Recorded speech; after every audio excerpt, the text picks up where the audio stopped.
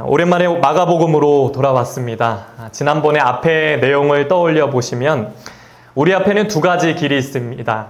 서로 누가 크냐라고 싸웠던 제자들처럼 욕망을 따라 살 것인가, 상향성인가, 아니면 예수님처럼 누군가를 섬기며 살 것인가, 하향성인가. 지금 우리는 어느 길에 서 있는가를 대조해 보았습니다. 오늘도 이런 대조는 계속되고 있습니다. 오늘 요한이 예수님께 어떤 질문을 합니다. 38절에 보니까 요한이 예수께 여짜오되 선생님, 우리를 따르지 않는 어떤 자가 주의 이름으로 귀신을 내쫓는 것을 우리가 보고 우리를 따르지 아니함으로 금하였나이다. 요한은 예수님의 12제자 가운데 최측근 중에 한 사람입니다. 특징이 있다면 예수님을 사랑하긴 했는데 그 이면에는 자기중심적인 사랑, 이기적인 사랑이 깔려 있었습니다. 내가 예수님을 더 많이 사랑할 거야 라는 것이죠. 그 요한이 질문을 해요. 예수님, 어떤 사람이 주님을 따르지도 않으면서 예수의 이름으로 귀신을 내쫓고 있었습니다. 그래서 제가 못하게 했어요. 저 잘했죠? 라고 말합니다. 왜 그렇게 했을까요? 우리를 따르는 자가 아니었기 때문에 자기가 못하게 막았다라는 것입니다. 여러분, 이 요한의 멘트가 좀 어떠신가요? 이것이 과연 주님을 위한 사랑일까요? 아니면 이기적인 충성심일까요? 구약에도 이와 비슷한 사건이 등장합니다. 모세의 후계자였던 여호수아입니다. 광야에서 이스라엘 백성들이 지도자 모세에게 계속 불평을 합니다. 여기 먹을 게 없다. 여기서 우리 보고 죽으라는 거냐?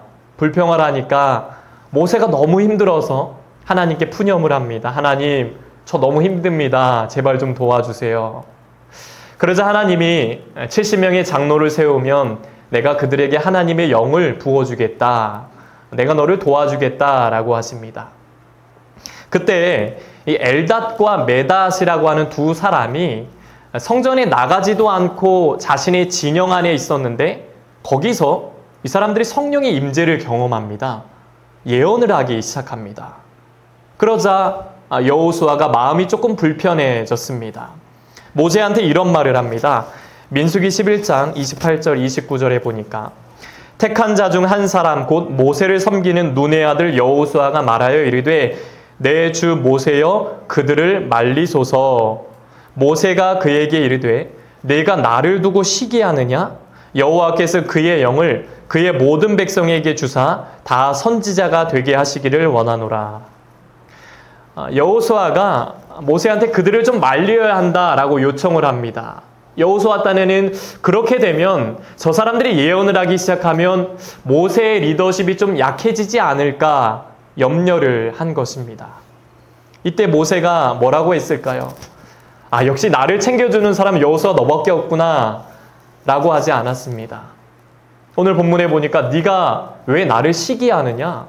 나는 이 많은 사람들이 다 성령의 충만함을 받기 원한다. 너가 시기해서는 안 된다. 라는 말을 합니다. 정말 넓은 주님의 마음이죠. 시기심으로부터 자유한 마음입니다. 때때로 우리도 요한과 여호수아처럼 자기중심적이고 이기적인 충성심을 가질 때가 있습니다. 우리 교회, 우리 목사님, 우리 부서가 최고야 라는 자부심은 참 좋은 겁니다. 그런데 우리 공동체만, 우리 교단만 중요하다? 저 교회는 안 된다라는 개교회주의에 빠져서는 안 된다라는 것입니다. 우리 교회냐, 우리 교단이냐 이게 중요한 게 아니라 이것이 주님이 기뻐하시는 일인가? 주님의 뜻이 과연 어디 있는가가 더 중요한 것입니다.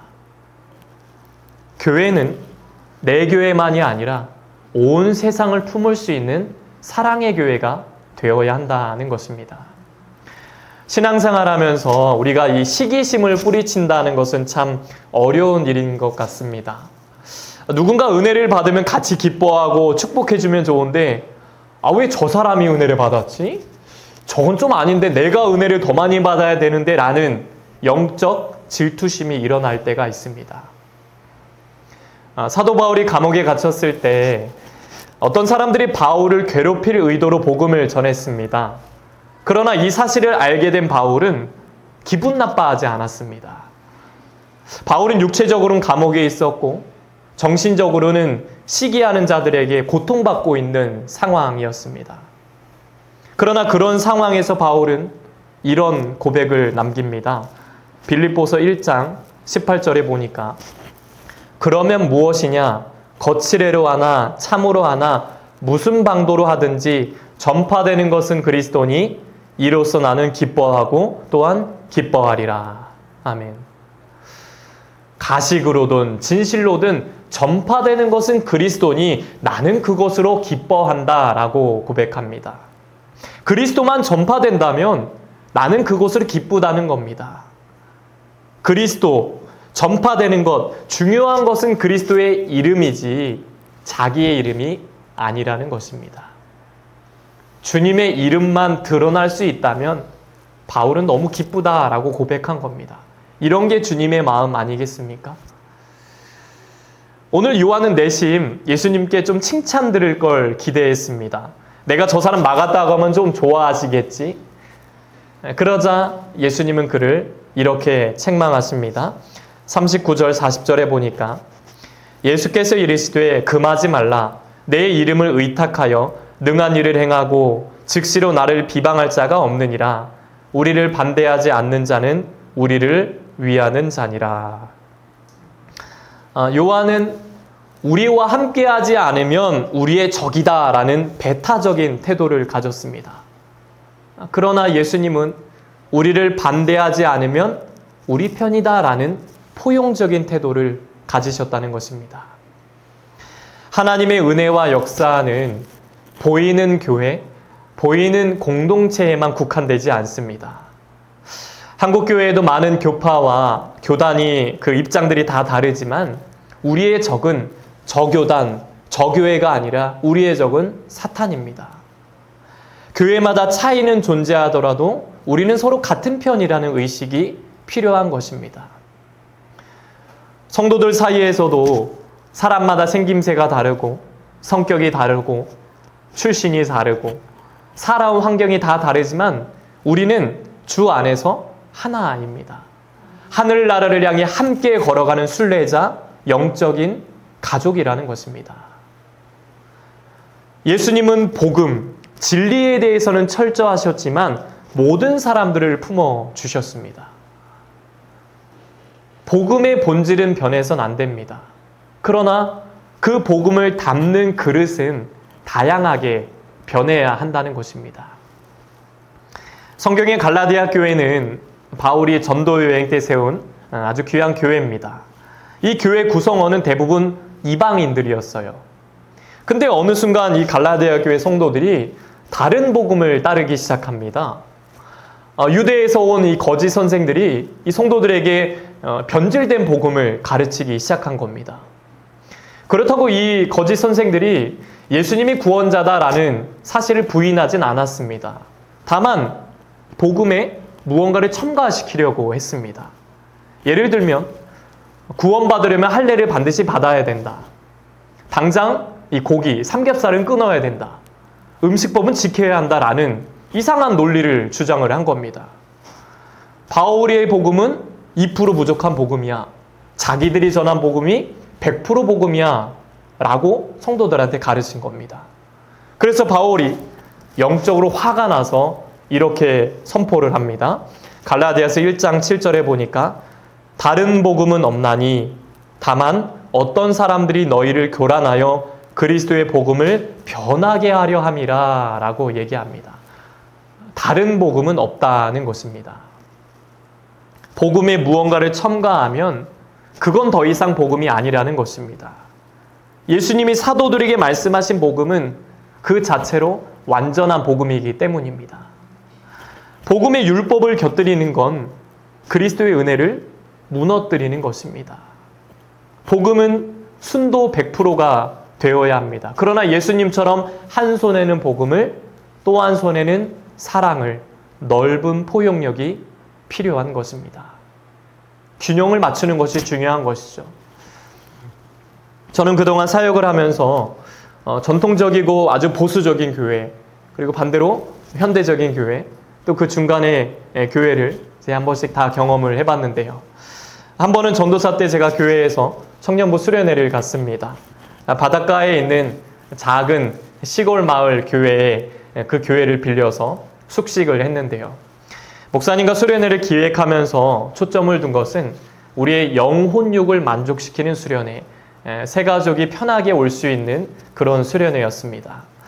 뜨거운 말씀 집회, 또 돼지가 돌아가는 통바베큐, 그리고 야심차게 준비한 이 노래방 기계 설치까지, 조명까지 큰맘 먹고 이제 준비를 하게 됐습니다.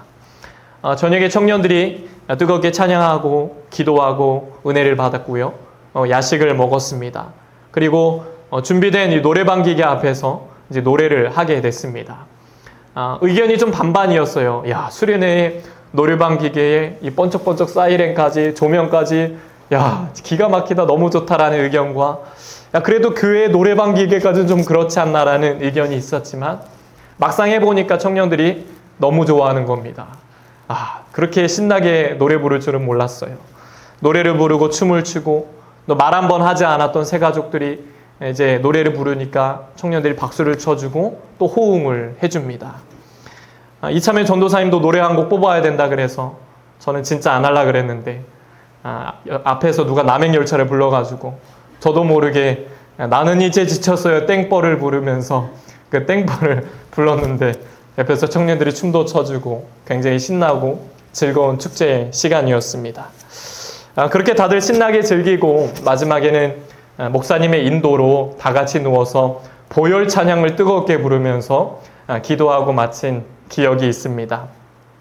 신기한 건 그 수련회를 계기로 새 가족들이 교회에 더 쉽게 안정적으로 정착했다는 것입니다. 믿지 않던 청년들이 아주 행복하게 신앙생활을 하는 걸 제가 보게 됐습니다. 우리가 흔히 교회가 교회되게라는 말을 많이 쓰죠. 여기엔 다양한 뜻이 내포되어 있지만 저는 그 중에 하나가, 교회는 세상의 다양한 문화적 배경, 사회적 배경을 가진 사람들을 다 품을 줄 아는 교회가 되어야 한다라고 생각을 합니다. 사도 바울이 고린도 교회를 향해서 이렇게 말을 합니다. 고린도전서 9장 22절에 보니까, 약한 자들에게 내가 약한 자와 같이 된 것은 약한 자들을 얻고자 함이요, 내가 여러 사람에게 여러 모습이 된 것은 아무쪼록 몇 사람이라도 구원하고자 함이니. 아멘. 바울에겐 이런 게 있었어요. 유대인을 전도할 때는 유대인에게 맞춰서, 내가 이방인을 전도할 때는 이방인 수준에 맞춰서 자신을 낮췄다는 것입니다. 바울은 자신의 권리를 절제하면서 모든 사람들의 종이 된 것처럼 복음을 전했다는 것입니다. 약한 자들에겐 내가 약한 자가 되겠다. 한 영혼이라도 구원할 수 있다면 내가 그들에게 맞춰서 그들의 영혼을 돌보고 그들에게 맞게 복음을 전해야겠다. 이것이 바울의 자세였다는 것입니다. 교회는 복음의 순수성이 있어야 합니다. 하나님의 말씀을 있는 그대로 전하고 실천해야 합니다. 근데 또 하나, 교회는 복음의 포용성이 있어야 합니다. 서로 다름을 인정하고 품어주는 사랑의 공동체가 되어야 합니다. 모든 교회는 그리스도 안에서 하나이기 때문입니다. 이렇게 예수님은 자신의 이름으로 일하는 자들에게 넓은 포용력을 보여주시면서 한 가지를 더 말씀하세요. 오늘 이 41절에 보니까, 누구든지 너희가 그리스도에게 속한 자라 하여 물 한 그릇이라도 주면 내가 진실로 너희에게 이르노니 그가 결코 상을 잃지 않으리라. 아멘. 소자에게, 작은 자에게 물 한 그릇이라도 주면 주님이 기억하시겠다라는 것입니다. 우리가 얼마나 비싼 거, 얼마나 값진 것을 주었느냐, 이게 중요한 게 아니라 주 안에 속한 자들에게 선을 베풀려는 마음, 그것이 중요하다는 것입니다. 그렇게 성도들끼리 서로 돕고 사랑한다면 주님이 반드시 기억하시고 그에 합당한 상을 주신다는 것입니다. 근데 만약에 소자를 실족하게 한다면 차라리 목에 연자맷돌을 메고 바다에 빠지는 것이 더 낫다라고 하십니다. 이 연자맷돌이라는 것은 당시에 소나 나귀가 돌려야 할 정도로 아주 큰 맷돌입니다. 그 맷돌을 목에 달고 바다에 던져진다는 건 살아날 가망이 없다는 것이죠. 아무리 연약한 존재라도 믿음의 지체들을 진리에서, 복음에서 멀어지게 해서는 안 된다는 것을 말씀하신 것입니다. 우리는 지금 사회적 약자들을 어떻게 대하고 있습니까? 어거스틴은 인간과 함께 고통받는 그리스도에 대해서 이렇게 표현을 합니다. 형제들이여, 우리 머리의 사랑을 생각하라. 그는 하늘에 계시다. 그러나 그는 교회가 여기에서 고통받는 한 여기에서 고통받으신다. 여기에서 그리스도는 배고프며 목마르며 벌거벗었으며 나그네이며 병자이며 감옥에 갇힌 자이다. 그의 몸이 여기에서 고통을 받을 때 그는 고통받고 있다 라고 합니다. 어거스틴은 배고프고 목마르고 감옥에 갇힌 자가 곧 그리스도다 라고 합니다. 그러면서 소외된 이웃을 그리스도의 마음으로 바라보고 그들을 섬기는 것이 곧 주님을 섬기는 것임을 말하고 있는 것입니다. 하나님 사랑, 이웃 사랑이죠. 하나님은 강자의 하나님이 아니라 약자의 하나님이십니다. 시편 146편 9절 말씀 우리 함께 읽어보겠습니다. 시작. 여호와께서 나그네들을 보호하시며 고아와 과부를 붙드시고 악인들의 길은 굽게 하시는도다. 아멘. 여러분, 경건이 무엇일까요? 주님, 저는 연약합니다. 절 불쌍히 여겨주세요. 외치는 것만이 경건이 아닙니다. 진정한 경건은 약자의 하나님이 돌보시는 연약한 자들을 돌보는 삶이라는 것입니다. 예수님은 한 영혼을 살리시기 위해 십자가를 지셨는데 어떻게 그 영혼을 외면하는 것이 신앙인가? 어떻게 그것이 경건인가를 말씀하신 것입니다. 관용이라는 말 들어보셨죠? 이 관용이라는 말은 프랑스어로 똘레랑스라고 합니다. 이 말은요, 나와 다른 남을 허용하고 관용하는 마음이란 뜻입니다. 이것이 초대교회 공동체 정신이었고 신념이었습니다. 처음 예수 공동체는 수많은 갈등에도 불구하고 서로를 향한 허용과 관용의 정신을 보여줬습니다. 오늘 예수님은 그런 똘레랑스, 관용의 정신으로 다른 이들을 대하라고 말씀하신 것입니다. 그러면 그 관용을 나에게도 적용할 것이가 그거는 아니라고 말씀합니다. 타인에게 관용을 베풀며 포용해야 하지만 나 자신에게는, 특히 내 영혼을 죽이는 죄악은 벗어버려야 한다라는 것입니다. 너의 손과 발이, 너의 눈이 너를 범죄하게 하거든 찍어버려라. 없는 채로 하나님 나라에 들어가는 것이 더 낫다라고 하십니다. 당시 이 초대교회 교부들 중에는 이걸 문자적으로 그대로 실현한 사람도 있었습니다. 근데 이건 그런 뜻이 아니죠. 그만큼 죄를 경계하고 죄와 철저히 싸우라는 것입니다. 여러분, 우리 삶 속에 내가 내려놔야 할 습관, 찍어버려야 할 습관은 무엇입니까? 하나님 나라를 위해 고쳐야 할 습관은 무엇입니까? 우리가 소중히 여기는 것이 하나님 나라의 장애물이 아니라 디딤돌이 될 수 있도록 만드는 것, 그것이 주님의 뜻이라는 겁니다. 결국 주님은 내 영혼이든 다른 사람, 소자의 영혼이든 한 영혼을 사랑하시고 한 영혼을 귀하게 여기시는 그 모습을 보여주신 겁니다. 그러면서 마지막에 주님은 소금 이야기를 꺼냅니다. 소금은 바닷물을 정화시킵니다. 작지만 강하죠. 이것이 성도의 힘이라는 겁니다. 소금이 녹아야 영향력을 발휘하듯이 우리의 신앙은 인격으로 녹아져야 합니다. 우리의 믿음은 삶으로 녹아져야 합니다. 우리의 신앙은 복음의 순수성 아래 받아줌과 품어줌이 되어야 합니다. 관용, 포용성입니다. 그 결론을 예수님이 이렇게 말씀하십니다. 서로 화목하라. 서로 화목하라. 너희들 정죄하고 비판하는 자리에 앉지 말아라. 소금이 되어서 사랑으로 품어주라는 것입니다. 제임스 데이비드 그리어의 이 복음 특강이라는 그 책에 보면 이런 표현이 등장합니다. 기독교의 차별점은 배타성이 아니라 포용성에 있다. 그러면서 말합니다. 당신의 자랑은 무엇인가?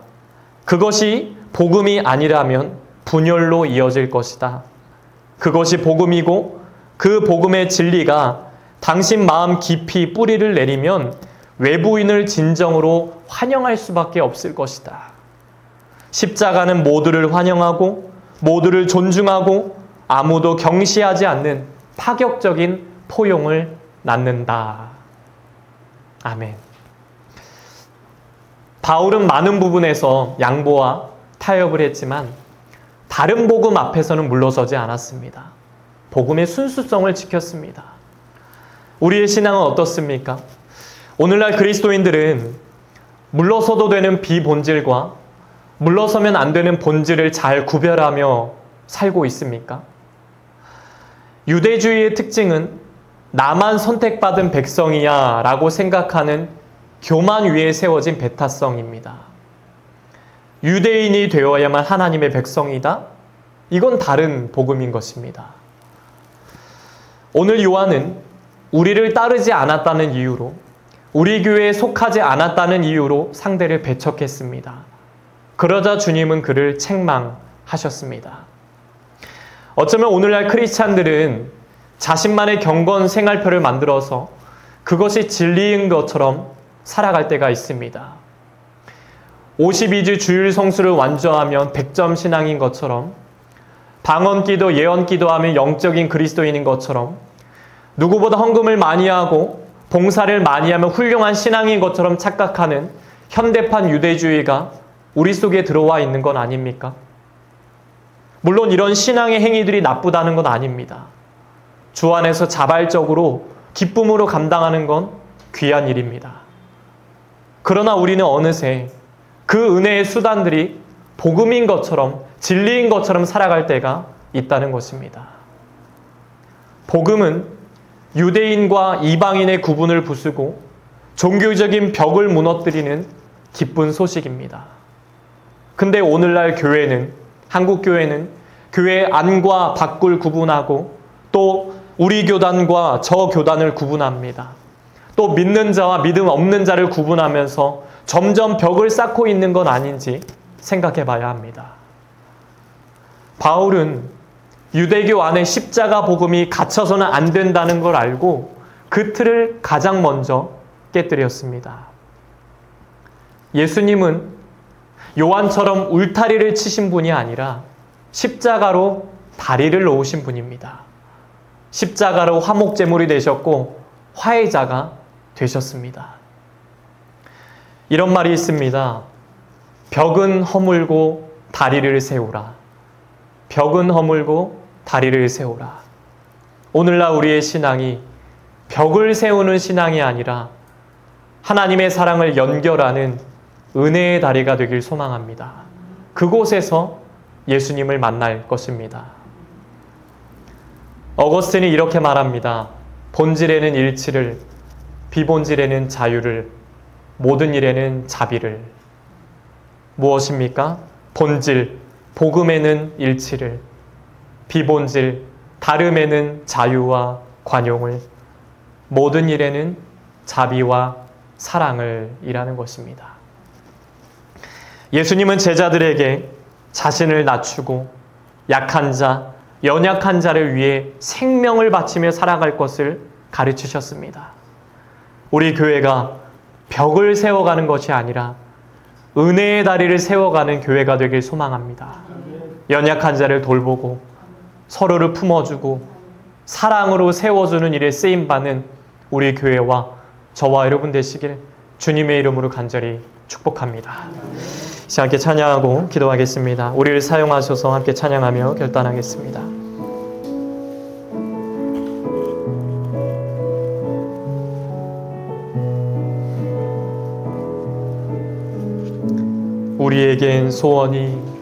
우리에겐 소원이 하나 있네. 주님 다시 오실 그날까지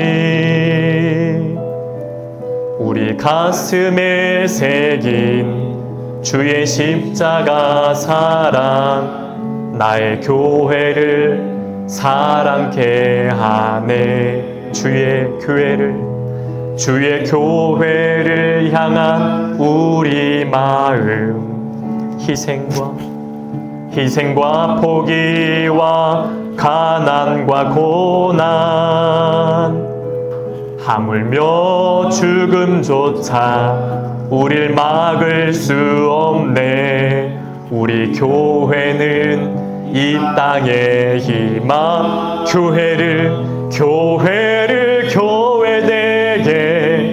예배되게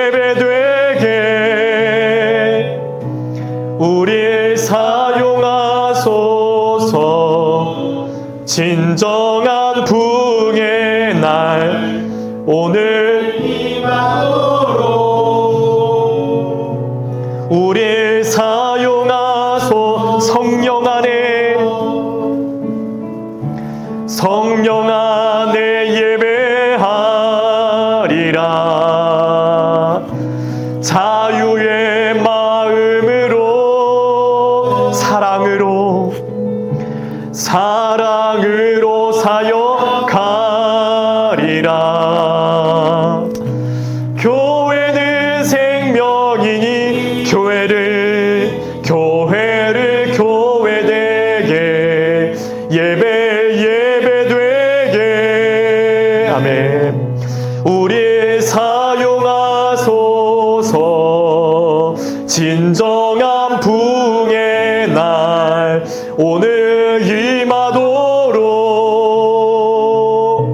우리 사용하소서. 하나님 아버지, 내 안의 모든 시기심으로부터 자유하게 하여 주옵소서.